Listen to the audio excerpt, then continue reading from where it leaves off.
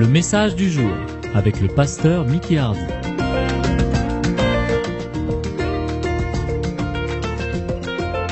Ce matin, j'aurais aimé vous parler un petit peu de l'esprit prophétique. Pourquoi? Parce que je crois qu'il y a beaucoup de frères et de sœurs qui sont dans l'Église depuis quelque temps, depuis 6 mois, depuis 3 mois, depuis 1 an, depuis 2 ans, et souvent n'ont pas une idée de ce que c'est que l'esprit prophétique, c'est-à-dire le mouvement prophétique dans l'Église. Et souvent, ils ne comprennent pas ce qui se passe. On va essayer de pouvoir emmener un petit peu de lumière là-dessus, parce que nous sommes appelés à comprendre comment le Seigneur construit son Église. Il le construit de différentes manières. Amen. Il y a différentes méthodes, d'accord, différents moyens qu'il se sert pour construire l'Église, construire le peuple de Dieu, nous construire notre vie. Donc je vais faire une petite comparaison. Pourquoi? Parce que c'est important qu'on comprenne que dans le monde aussi, il y a ce qu'on appelle, moi on va dire pour relier ça un petit peu avec le terme de l'Église, il y a aussi un mouvement prophétique dans le monde. Le monde païen, le monde qui ne connaît pas Dieu, qui ne connaît pas Jésus-Christ. Il y a aussi ce mouvement prophétique. Par exemple, la divination. La divination, c'est la recherche de la connaissance du futur. Par beaucoup de moyens, par des signes, par des objets, par des faits. Et le monde tombe dans le piège. Parce que la divination, ce n'est pas de Dieu. La divination, c'est de l'ennemi, le diable. Et qui est en contact avec les mauvais esprits, les démons, les mauvais esprits, pour manipuler les gens. Et il parle du futur. Il parle des choses qui vont se passer dans la vie des gens. C'est comme la sorcellerie, la divination. Quand les gens vont voir les sorciers, ils vous disent ah ben, telle chose va se passer, si vous me donnez cela, telle chose va se passer, etc. Il parle dans la vie des gens. Et souvent, il parle aussi de ce qui s'est passé dans la vie des gens, à travers des esprits. Le monde spirituel est bien vivant. Il y a le monde spirituel qui est de Dieu et il y a le monde spirituel qui est du diable. Et c'est là où nous avons besoin de faire attention. C'est pourquoi je parle de l'esprit prophétique dans l'Église. Mais il y a aussi ce mouvement de divination. Il y a des sorciers, il y a des devins qui parlent des choses futures et du passé. Comme quoi, on peut être tellement attiré vers des gens qui vous parlent du futur et du passé. Le monde est attiré vers la sorcellerie, dans leurs besoins, dans leurs problèmes, dans leurs situations, dans leurs difficultés, dans leurs maladies. Ils courent vers les sorciers. Pourquoi? Parce que ils entendent des choses, de nouvelles choses pour eux, pour leur vie. Et c'est extraordinaire parce que tout ce qui est prophétique, il y a quelque chose qui attire les gens. Ils attirent les gens parce que les gens parlent. Ils parlent de leur vie, de leur futur, de ce qui va se passer, de ce qui s'est passé dans le monde. Mais dans l'Église, il y a le mouvement prophétique qui vient de Dieu, qui est très actif, vivant, nécessaire pour construire l'Église du Seigneur. Et c'est ça que nous avons besoin de comprendre en fermant la porte à tout ce qui est de l'ennemi du diable et en ouvrant nos cœurs à comprendre le mouvement prophétique dans l'Église. Très, très important. Donc, aujourd'hui dans l'Église, le mouvement prophétique, l'esprit prophétique est de plus en plus actif, c'est-à-dire présent dans l'Église aujourd'hui. Et c'est pas dommage, mais souvent, les gens comprennent le prophétique comme quelque chose de sensationnel, avant de rechercher et de ressentir ce que Dieu dit, qu'est-ce que Dieu veut faire, et ils regardent avec des yeux naturels et avec des émotions, ils regardent le mouvement prophétique comme quelque chose de sensationnel et dans leur vie, et ça s'arrête là. Et souvent les chrétiens aiment cela. Il n'y a rien de mal d'aimer cela. Mais il faut faire attention. Parce que dans le mouvement prophétique, il y a le vrai, il y a le faux. Il y a le vrai et il y a le faux. D'accord? La parole de Dieu nous enseigne que Jésus a fait 5 dons à l'Église. L'apôtre, prophète, évangéliste, pasteur, enseignant. Donc, le prophète est un don de Dieu. Le vrai prophète est un don du Seigneur. Nous le voyons dans le livre des Actes. Vous avez le prophète Agabus, Jésus même était prophète, parlait des choses futures, des choses qui devaient arriver. Dans l'Ancien Testament, nous voyons des grands prophètes qui ont parlé concernant l'arrivée de Jésus, la mort de Jésus, des centaines d'années avant, qui se sont passés, qui se sont révélés à être vrais. Mais il y en a aussi des faux. Il y en a aussi des gens qui se proclament prophètes et qui disent beaucoup de choses, et qui parlent de leur propre chef, sans l'approbation de Dieu, sans l'autorité de Dieu, et ils parlent. C'est pourquoi quand des nouveaux chrétiens entrent dans l'Église, ils rentrent en contact avec des programmes chrétiens, et c'est là où je veux mettre en garde les chrétiens. Parce que dans le monde chrétien, il n'y a pas seulement le vrai. Il n'y a pas seulement le vrai. Et il y a des gens qui se disent prophètes parce que ils aiment le mouvement prophétique. Le mouvement prophétique est toujours attirant parce que ça vous met dans une place où, comme quoi, vous êtes le serviteur de Dieu. Vous parlez de la part de Dieu. Vous dites ce que Dieu veut dire ou voudrait dire. Et les gens aiment cela. C'est pourquoi aujourd'hui il y a beaucoup de prophètes dans l'Église, beaucoup de faux. Il y en a des vrais, mais il y en a des faux. Et c'est là où il faut faire attention, que quand on va vers des programmes chrétiens, on n'écoute pas n'importe quoi. On fait attention. Il faut rechercher le vrai. Et je vais vous expliquer tout à l'heure, dans un petit moment, qu'est-ce qui fait un vrai prophète et qu'est-ce qui fait un faux prophète. Qu'on va facilement, au fait, reconnaître. 1 Corinthiens, chapitre 12. Nous savons que quand nous venons à Christ, nous devenons les enfants de Dieu. L'Esprit de Dieu vient habiter en nous. C'est pas vrai? Nous sommes le temple du Saint-Esprit. Il habite en nous. C'est ça la bonne nouvelle. Il habite en nous et il parle de la part du Père.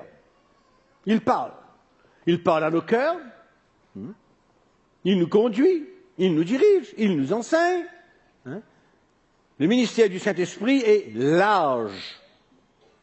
Mais dans le 2e chapitre des Corinthiens, la première épître, au verset 4, la Bible nous dit qu'il y a diversité de dons.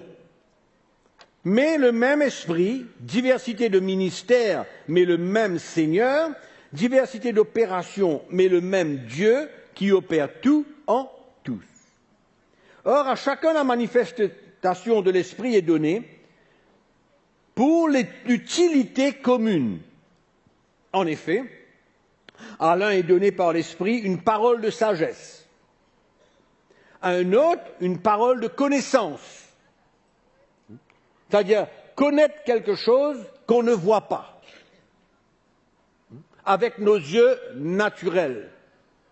Connaître quelque chose qui s'est peut-être passé dans la vie de quelqu'un et que Dieu révèle par son esprit à notre cœur, non pas pour accuser, condamner et détruire quelqu'un, mais au contraire, afin que par la suite, Quand cette chose est révélée, le passé de quelqu'un est révélé, c'est pour que Dieu, par son esprit, emmène une parole de restauration, d'encouragement, pour relever le chrétien et l'emmener à continuer la course. Et Dieu parle de cette manière. Dieu parle à ses enfants. Et il parle à ceux qui cherchent d'être son instrument. Qu'est-ce qu'on cherche? Est-ce que Dieu peut parler à mon cœur pour l'Église? Ou alors est-ce qu'il parle seulement à 2 ou 3 personnes? Non. Personne n'a besoin d'être parfait pour que Dieu parle à son cœur pour partager une parole qu'il veut communiquer à son peuple. Personne n'a besoin d'être parfait, non. Mais il faut comprendre que Dieu parle. Dieu parle à son Église. Dieu communique par son esprit des paroles qui nous viennent pour encourager, exhorter le peuple de Dieu. C'est un des moyens. Continuons. Donc il y a une parole de connaissance, selon le même esprit, à un autre, la foi par le même esprit, à un autre, le don de guérison, à un autre, le don d'opérer des miracles, à un autre, la prophétie, à un autre, le discernement des esprits, à un autre, la diversité des langues, à un autre, l'interprétation des langues. Un seul et même esprit opère toutes ces choses, les distribuant à chacun, en particulier, comme il veut. Comme il veut. Ce n'est pas notre choix, c'est le choix du Saint-Esprit. Tant que nous voulons, nous sommes à la disposition de Dieu, qu'il parle à notre cœur pour le peuple de Dieu, pour l'encourager, pour l'édifier, dans sa marche avec le Seigneur. Donc Dieu parle. Il y a des chrétiens qui sont là, peut-être depuis quelques mois, et qui peut-être trouvent drôle quand il y a quelqu'un qui monte sur l'estrade et qui prend un micro et qui dit, le Seigneur dit. Le Seigneur dit. Ça peut choquer peut-être certaines personnes quand on dit le Seigneur dit. C'est une déclaration assez forte de pouvoir dire le Seigneur dit. Il faut bien que l'Esprit de Dieu mette dans notre cœur une parole claire dans notre cœur, pour communiquer, parler au peuple de Dieu. Et souvent, c'est pourquoi les nouveaux, les gens qui peut-être n'ont pas eu cette expérience dans le passé, qui viennent à l'Église, et qui entendent une parole qui vient d'un frère, d'une sœur, qui parle de la part de Dieu, et qui dit, le Seigneur dit, telle chose, telle chose, telle chose, c'est courant. Il ne faut pas s'affoler. Comment est-ce que Dieu peut parler à un individu? Même dans l'Ancien Testament, Dieu a parlé à haute voix à Moïse. Mais l'Esprit de Dieu maintenant habite en nous. Et Dieu, par son Esprit, nous parle, nous communique certaines pensées qui viennent à notre cœur, que nous ressentons, que nous devons communiquer, partager au peuple de Dieu. Par une prophétie, par une parole de connaissance. Donc la prophétie, c'est un moyen, un don que Dieu donne à certaines personnes, à qui il veut, pour parler, communiquer, encourager, exhorter, relever, restaurer le peuple de Dieu. La prophétie, c'est pour encourager, relever les chrétiens, édifier le peuple de Dieu. Amen. Un encouragement. Donc ce n'est pas seulement à travers la prédication de la parole de Dieu, mais nous voyons qu'il y a la prophétie, il y a la parole de connaissance. Souvent quand on prie pour les gens, le Seigneur nous montre leur vie, ce qui s'est passé, qu'est-ce qu'il y a à l'intérieur, qu'est-ce qu'ils ont traversé, et en même temps une parole de sagesse, c'est-à-dire qu'est-ce que Dieu veut faire dans leur vie, où est-ce que Dieu veut les emmener. C'est normal, c'est courant, c'est comme ça que Dieu se sert, pour nous encourager, Chacun. Combien de chrétiens viennent dans la présence de Dieu avec des fardeaux lourds à porter? Ils ont eu des mauvaises expériences, des situations qui les ont écrasés. Et ils viennent dans la présence du Seigneur. Et ils viennent chercher de la prière. Et on prie et Dieu parle. Dieu parle, les relève, fait découvrir leur cœur, les relève, les encourage pour qu'ils continuent à servir le Seigneur. Dieu se sert de ce moyen aussi pour nous grandir et servir le Seigneur. L'esprit prophétique doit être présent dans l'Église. Et nous tous, nous avons besoin de chercher cela. Aspirer, Paul dit, aspirer aux dons spirituels. Et surtout, la prophétie. Amen. Pour qui? Pour tous.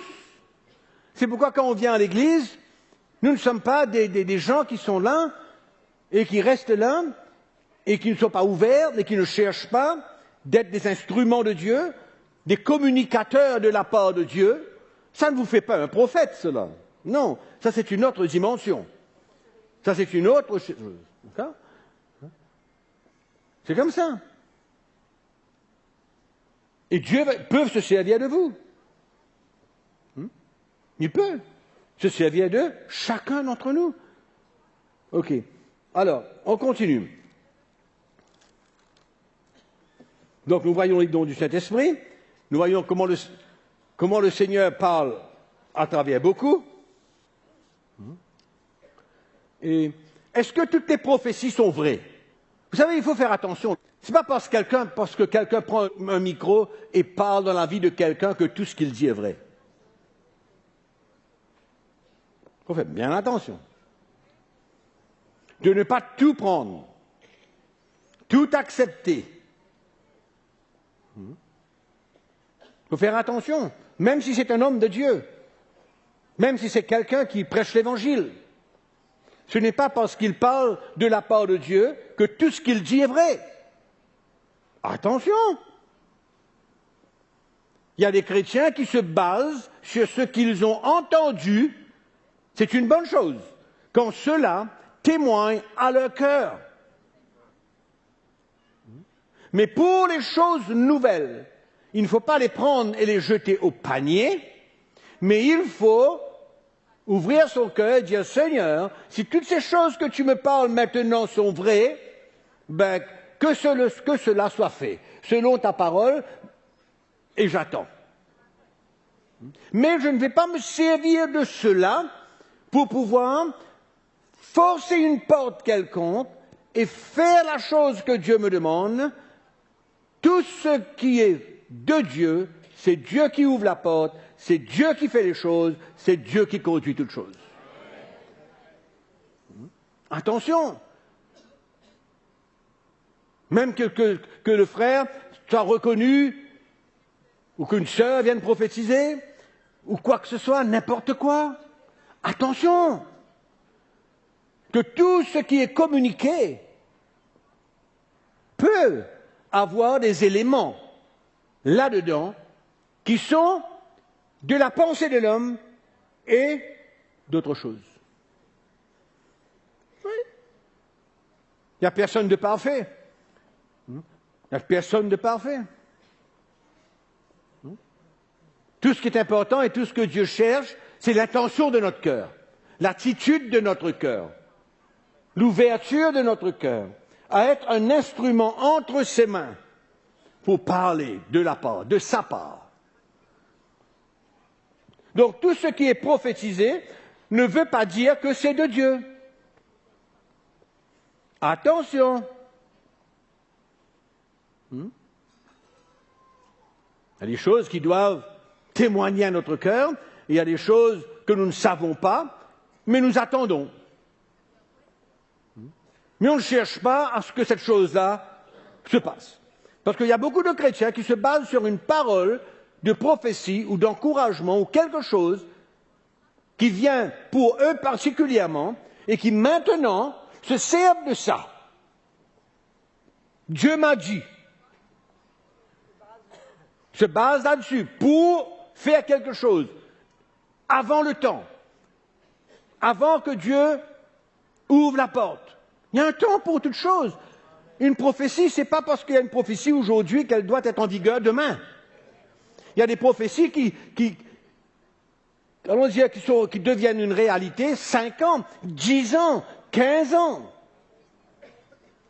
Après, il y a tout un temps, il y a tellement de choses qui doivent se passer. Parce que Dieu construit. Ce n'est pas une parole qui va changer le cœur de quelqu'un du jour au lendemain pour qu'il arrive à se saisir de cette chose qui lui a été annoncée. Ésaïe a prophétisé combien de centaines d'années avant l'arrivée de Jésus?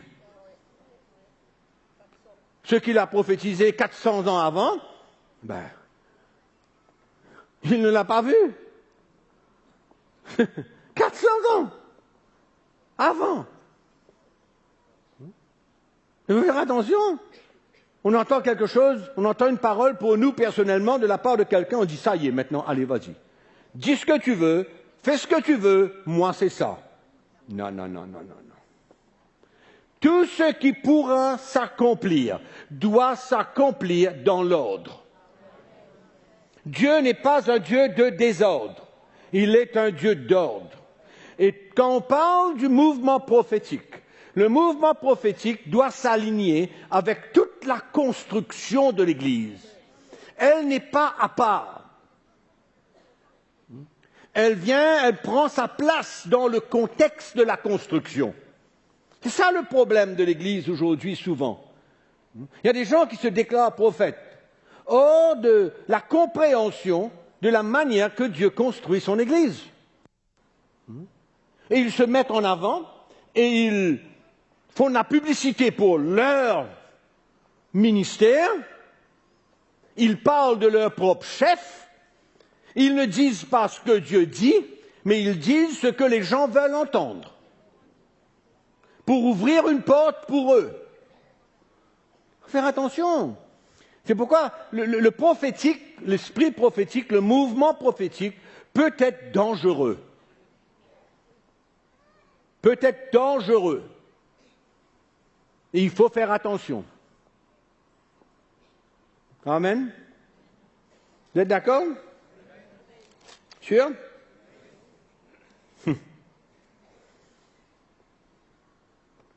La Bible nous dit que les esprits des prophètes se soumettent.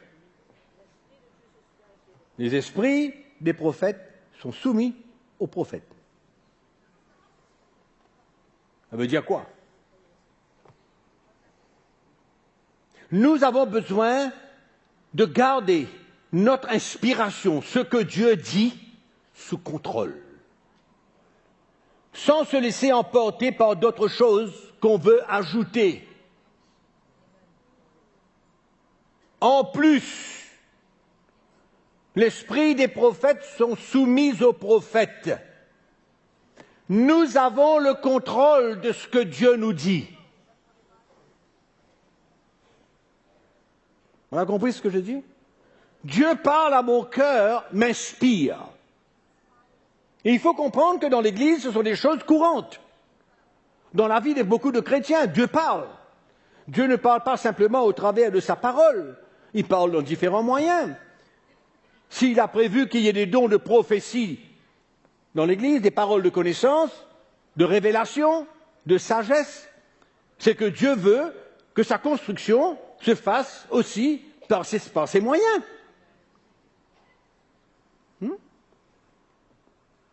Donc nous avons besoin d'être en contrôle de ce que Dieu met sur mon cœur. L'esprit des prophètes sont soumis aux prophètes. Dieu peut me parler, mais je dois savoir quoi faire avec.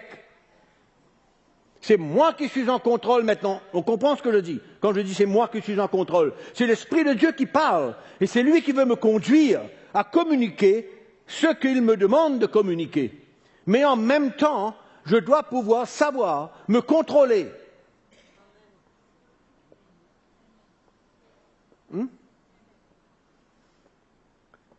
C'est pourquoi le prophétique peut devenir dangereux.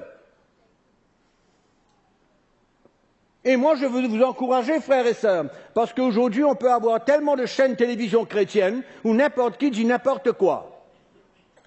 Et n'importe qui se déclare n'importe quoi. Et on se laisse influencer par les choses. C'est pourquoi le Seigneur veut que nous puissions grandir. Grandir. Faites attention. Ne vous branchez pas sur n'importe quoi.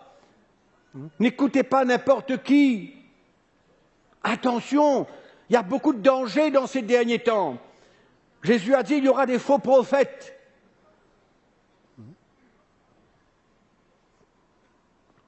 Mais pour en revenir à ce qui se passe au milieu de l'Église, la prophétie est quelque chose de normal. Dieu parle aux chrétiens, c'est normal. Il n'y a rien d'affolant là-dedans.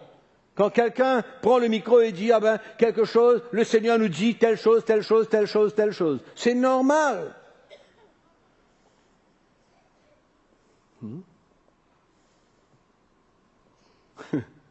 Et il prend le micro et il dit, ah, je connais celui-là. Je le connais, lui.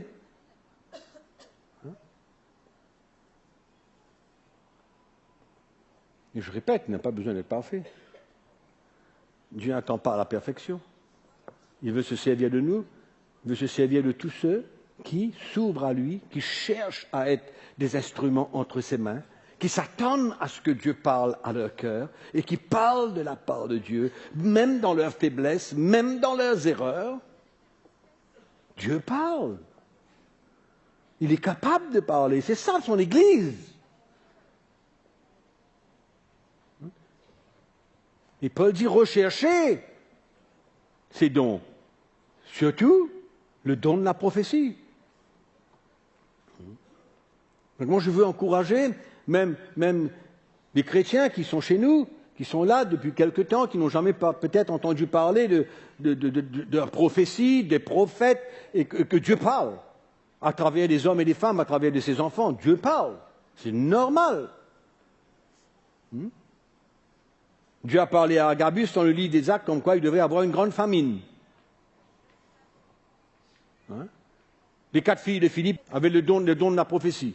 Ils n'étaient pas des prophétesses, mais ils avaient le don de la prophétie. Comme on vient de lire dans 1 Corinthiens chapitre 12. Un des dons, il y avait 9 dons du Saint-Esprit. Un de ces dons-là, c'est la prophétie. Comme l'Esprit de Dieu veut donner à qui il veut. Amen. Que ce soit un frère, que ce soit une sœur, que ce soit n'importe qui. Dieu parle. Dieu a le droit de parler. Dieu a le droit de choisir. Et c'est normal. Et moi, je veux vous encourager à comprendre que ce sont des choses qui se passent dans l'Église qui ne doivent pas nous affoler. Ça ne doit pas nous affoler, ça ne doit pas nous inquiéter. Au contraire, ça doit nous encourager à comprendre que Dieu, dans sa grâce, veut nous parler même en dehors de la prédication de sa parole. Il y a quelqu'un qui peut entrer dans la salle et qui a un gros problème, qu'il transporte depuis une semaine. Peut-être qu'il a été blessé par une situation. Peut-être qu'il porte des choses en lui qui sont lourdes à porter et qui se trouvent là dans la salle et que Dieu se sert d'une personne pour parler, sans peut-être connaître la personne, mais dire qu'il y a une personne dans la salle mais qui traverse par des moments difficiles, telle chose, telle chose, telle chose, telle chose, et que Dieu veut le relever et que Dieu veut faire un miracle pour lui et le restaurer. C'est merveilleux. Dieu parle à ses enfants. Dieu a de bonnes choses pour nous. Donc il ne faut pas s'inquiéter quand nous voyons ces choses-là se passer dans l'Église. Il ne faut pas s'inquiéter. Au contraire, il faut voir les bonnes choses qui sont cela. Mais en même temps, il faut se mettre en garde. Et vous savez, quand on opère dans le don de la prophétie, il faut être ouvert à la correction. Il faut être ouvert à la correction. Il faut que le peuple de Dieu grandisse pour pouvoir recevoir et discerner. Recevoir et discerner. Vous savez, quelquefois, il y a un mouvement du Saint-Esprit et il y a quelqu'un qui vient, qui parle quelque chose qui est absolument loin de tout ce qui est en train de se passer. Ça arrive. Ce n'est pas un problème. Il ne faut pas en faire une histoire avec. Il y a une direction du Saint-Esprit pour faire certaines choses, accomplir certaines choses, et puis quelqu'un qui vient et qui parle, quelque chose qui est absolument hors contexte, qui est absolument contraire à tout ce qui est en train de se passer. Il ne faut pas en vouloir à la personne. Ce n'est pas un problème, on apprend. On apprend à entendre la voix de Dieu. On apprend, on est ouvert, on se laisse corriger, on parle. Il n'y a pas de souci. C'est pourquoi celui qui vient et qui prend un micro et qui parle, ça ne veut pas dire que tout ce qu'il dit est dans l'esprit et de Dieu à ce moment, ou même peut dire des choses que Dieu ne dit pas. Il n'y a pas de souci. On apprend à écouter et à être sensible à la voix du Saint-Esprit. Hein? On apprend. Et quelquefois, on passe à côté, quelquefois, on dit quelque chose en trop, et quelquefois, on dit ce qui n'est pas assez, et quelquefois, on n'a pas le courage de dire. Il y a tellement de choses qui peuvent se passer. Il y a des gens qui sont assis là et qui ressentent certaines choses et qui n'ont pas le courage de venir parler. Mais moi, je veux vous encourager, venez parler. S'il y a une correction à faire, il y a une correction, il n'y a pas de problème. Hein? Il y a de la place pour tout le monde, servir le Seigneur. Les dons du Saint-Esprit ne sont pas réservés à une catégorie de personnes. C'est pour nous tous. Nous tous servir le Seigneur, nous tous encourager le peuple de Dieu, nous tous être à la disposition de Dieu. Il faut bien le vouloir. Il faut bien le vouloir. Il faut venir avec une attente dans notre cœur. Hein?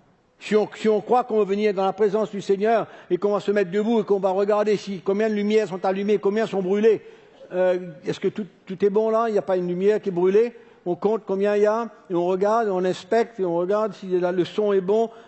Hein? Comme ça qu'on va entendre la voix de Dieu? Comme ça qu'on va être un instrument pour que Dieu parle dans notre cœur? En regardant qu'est-ce que notre frère fait, qu'est-ce que notre sœur dit? Comment il est habillé, s'il a un chapeau, s'il n'a pas de chapeau? Non. C'est pourquoi quand on vient dans la présence du Seigneur, c'est une opportunité pour que le peuple de Dieu se réunisse et que chacun puisse s'ouvrir à l'Esprit de Dieu et que l'Esprit de Dieu puisse lui parler. Hein? Peut-être pour lui-même, pour lui seul, qu'il ait une prophétie pour lui-même, une parole de Dieu pour lui-même. Et d'autres pourront avoir une parole pour les chrétiens. Fantastique, merveilleux. Où est le problème? Il ne faut pas avoir peur. Non. Même si quelqu'un vient, il vient dire quelque chose en dehors. Ok? C'est pas grave. On grandit dans notre sensibilité avec le Seigneur, avec l'Esprit de Dieu. On grandit. On apprend. Servir le Seigneur, c'est une école. On apprend. On apprend à écouter la voix du Saint-Esprit. On apprend à discerner. C'est moi qui pense comme ça ou c'est l'Esprit de Dieu qui pense comme ça? Qui c'est qui pense comme ça là? Qui c'est qui veut faire quoi là? Hein? On apprend. Et on grandit. Et je veux dire à tous ceux qui sont là depuis quelques mois ou bien une année, peut-être que vous n'avez jamais entendu parler de la présence du don du Saint-Esprit, la prophétie ou une parole de connaissance ou de sagesse, la parole de Dieu est claire. Et je veux vous encourager à comprendre que même que vous soyez là pour un peu de temps, Dieu peut se servir de vous pareillement. Vous n'avez pas besoin de faire l'école biblique pour pouvoir prophétiser. Hein? Non. Vous n'avez pas besoin d'être présent à l'église pendant 2 ans pour prophétiser. Non. Dieu choisit qui il veut et quand il veut. Il faut être prêt. Cherchez, comme l'apôtre Paul dit. Aspirez. On vient dans la présence du Seigneur, on est ouvert, on s'ouvre. Seigneur, si tu as besoin de me parler, parle-moi. Si tu veux que je parle au peuple, je suis prêt. Je suis prêt. Amen. On va vous lire un texte.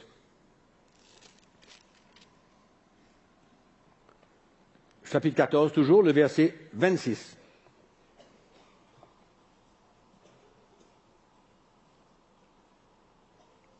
Que faire donc, frères?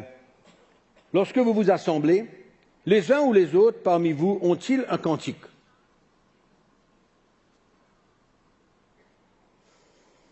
Une instruction,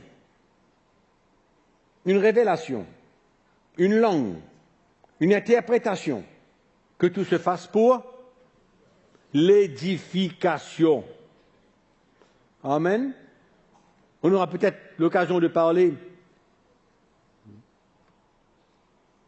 Qu'est-ce qui se passe quand le peuple de Dieu se rassemble? À quoi on peut s'attendre? Aujourd'hui, on parle de la prophétie, on parle du don de la prophétie, afin que nous tous nous soyons au courant que ces choses-là sont bibliques, sont dans la parole de Dieu, et c'est là pour nous édifier, nous encourager à servir le Seigneur. Dieu n'est pas mort. Il y a beaucoup de dieux, pas capital D, mais de petits D, qui sont morts, qui ne parlent jamais, qu'on n'entend jamais leur voix. Mais quand on est dans la présence de Dieu, Dieu parle. Dieu parle à travers les frères, à travers les sœurs. S'il y a un cantique, s'il y a un encouragement, s'il y a une langue, s'il y a une interprétation, on aura l'occasion de parler du don des langues et de l'interprétation des langues. Hein?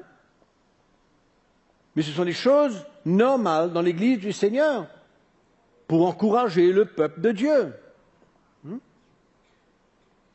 Que faire donc lorsque vous vous assemblez? Comme ça. Quelqu'un a un cantique?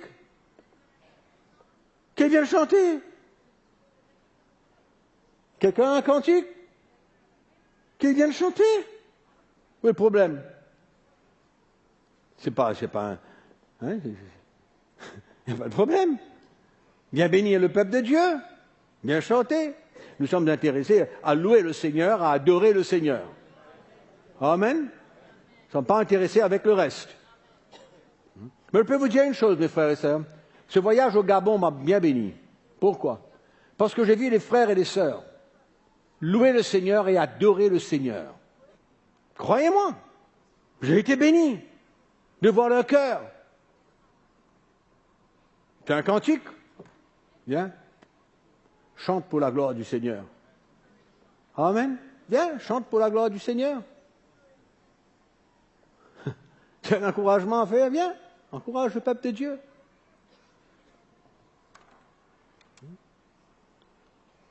La religion a un très mauvais parfum.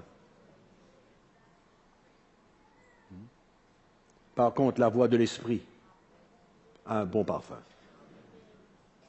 Un bon parfum. Amen. Donc, Dieu nous parle, nous exhorte, et la prophétie est un don, est un moyen pour que le Seigneur parle et communique. Il y a trop... Je peux vous dire quelque chose? Vous êtes trop confortable et il y a des gens qui ne recherchent pas grand-chose de la part de Dieu, qui sont juste satisfaits d'être là où ils sont, d'écouter l'Évangile, mais ils ne sont pas prêts et désireux d'être au service de Dieu.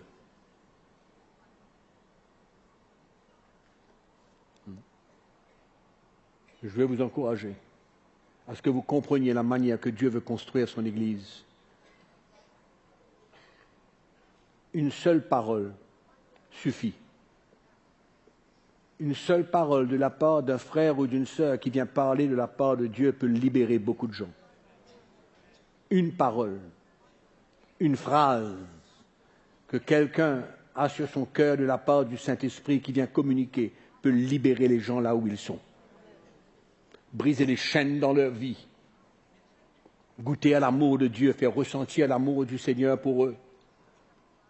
Dieu n'a pas besoin de grand-chose pour bouleverser la vie de quelqu'un. C'est pourquoi je veux vous encourager ce matin, premièrement à comprendre, que quand quelqu'un vient parler de la part de Dieu, c'est normal. Peut-être que vous ne l'avez jamais vu, peut-être que c'est quelque chose de très nouveau pour vous, mais Dieu parle. Dieu parle au travers de ses enfants quand ils se rassemblent, afin que ces enfants puissent être encouragés, édifiés, exhortés à continuer à suivre le Seigneur. Amen. Deuxième chose, attention à ce que vous écoutez. Attention d'être attiré par le surnaturel. Et ne prenez pas tout ce que vous entendez comme la vérité pure et totale. Je ne dis pas qu'il faut refuser tout, non. Je ne dis pas qu'il faut être sur ses gardes, non. Je dis simplement qu'il faut être capable de discerner dans notre cœur et d'avoir un témoignage dans notre cœur que ce que Dieu parle à travers une prophétie de la part de quelqu'un dans ma vie, je dois l'accepter et je dois prendre cela en considération sans prendre tout pour la vérité totale. Ça pourrait être, ah oui, une prophétie peut être une vérité totale. Toute la prophétie peut être une vérité totale. Mais il faut faire attention parce qu'il y a beaucoup de chances. Combien de chances? Quel pourcentage de chances? Je ne sais pas. Qu'il y a des petits trucs à gauche et à droite qui sont balancés, qui viennent de la pensée de l'homme. C'est pourquoi il faut faire attention. D'accord? Clair? Et au fur et à mesure, l'Esprit de Dieu révélera, montrera clairement si ce qui a été proclamé est vrai. J'ai encore quelques minutes pour vous parler du vrai et du faux.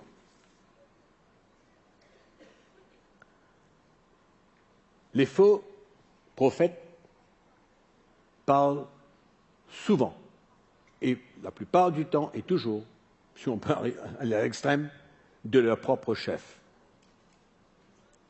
Et ce qui fait la différence entre un vrai et un faux, c'est que le faux ne se laisse pas changer, former, briser par Dieu.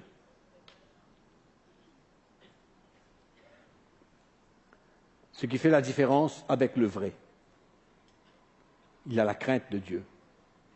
Le faux n'a pas la crainte de Dieu, parce qu'il parle pour lui-même, pour les autres, avec un intérêt quelconque. Et le faux, souvent, la plupart du temps, ne connaît pas ce que c'est que de prendre sa croix et de suivre Christ. Que laisser le Seigneur le briser, le former à l'image de Christ. Et il est souvent orgueilleux et content de ce qu'il est ou content du titre qu'il porte. Et il utilise cela pour sa propre gloire. En d'autres mots, il parle non pas pour que Christ soit glorifié, mais pour que lui, il tire un intérêt quelconque de ce qu'il fait. Et le faux, il ne sait pas ce que c'est que prendre sa croix. Non. Il ne sait pas ce que c'est que de s'humilier. Et le faux est souvent indépendant. Le vrai comprend ce que c'est que le chemin de la croix. Il comprend ce que Dieu veut faire dans sa vie. Il comprend le brisement que Dieu a besoin de faire en lui. Et quand il se met à la disponibilité de Dieu, il y a une crainte qu'il y a dans son cœur pour parler de la part de Dieu. Il parle avec la crainte de Dieu. C'est le produit, c'est le fruit de l'œuvre que Dieu fait dans la vie de quelqu'un. Et c'est là où on peut faire la différence. Je dis toujours qu'on peut facilement faire la différence entre un homme de Dieu qui ne fait que parler, communiquer, parler de la parole de Dieu sans qu'il prenne le chemin de la croix, et l'autre où sa vie est ouverte, où sa vie est sur l'autel et il est prêt à permettre à Dieu de faire ce qu'il veut dans son cœur. Le vrai a un chemin. On voit la progression dans sa vie. On voit ce parfum de la bonne odeur de Christ qui est de plus en plus sensible, visible dans son cœur, dans sa vie. On voit le progrès spirituel dans son cœur, le changement dans sa vie. C'est sur des hommes comme cela qu'on peut avoir confiance. Non pas sur ceux qui sont indépendants et qui font de leur vie ce qu'eux ils veulent et qui n'acceptent pas le message de la croix de Jésus-Christ, le chemin que Dieu veut qu'ils prennent. Et alors il n'y a pas de progrès, il n'y a pas de brisement, il y a de l'arrogance, il y a une autorité charnelle, il y a quelqu'un qui parle pour se faire accepter. Il n'est pas prêt à parler de tout ce que Dieu dit. Il ajoute et il dit ce qu'il veut avec une autorité et une assurance de la chair. C'est facile à savoir. Moi, je vous dis franchement, quelquefois, j'ouvre la télévision chrétienne et je regarde et je vois quelqu'un qui se déclare, je ne sais trop quoi, et quand on l'entend, quand on le voit, quand on ressent, mais c'est clair que c'est quelqu'un qui n'a aucune idée de ce que c'est que de prendre sa croix et de suivre Jésus, que de perdre sa vie, que de donner sa vie vraiment à Christ. Il n'a aucune idée. C'est pourquoi nous, l'homme là, qu'on a besoin de grandir pour pouvoir discerner et comprendre et écouter ce que nous devons écouter.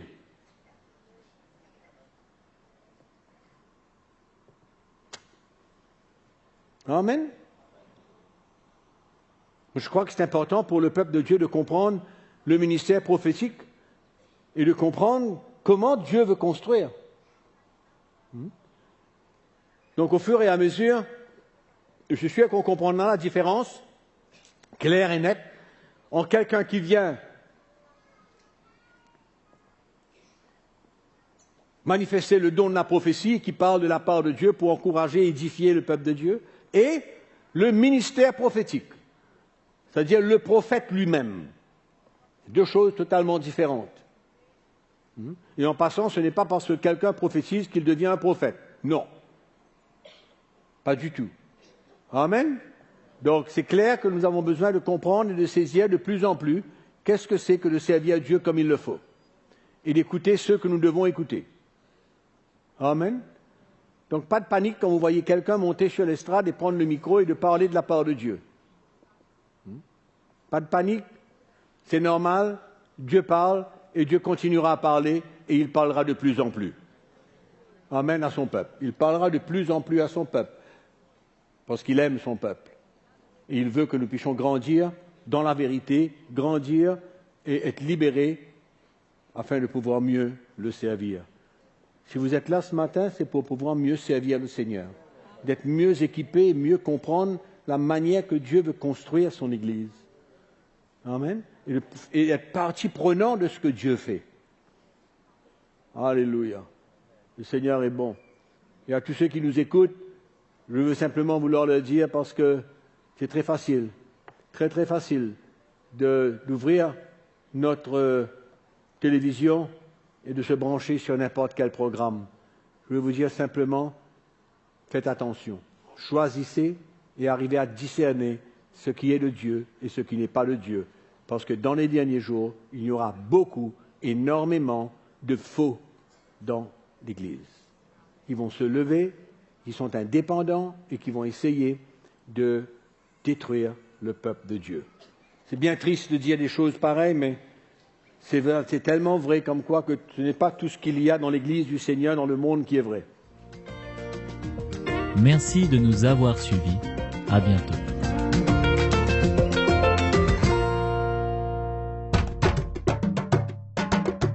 Pour plus d'informations, visitez le www.ctmi.org.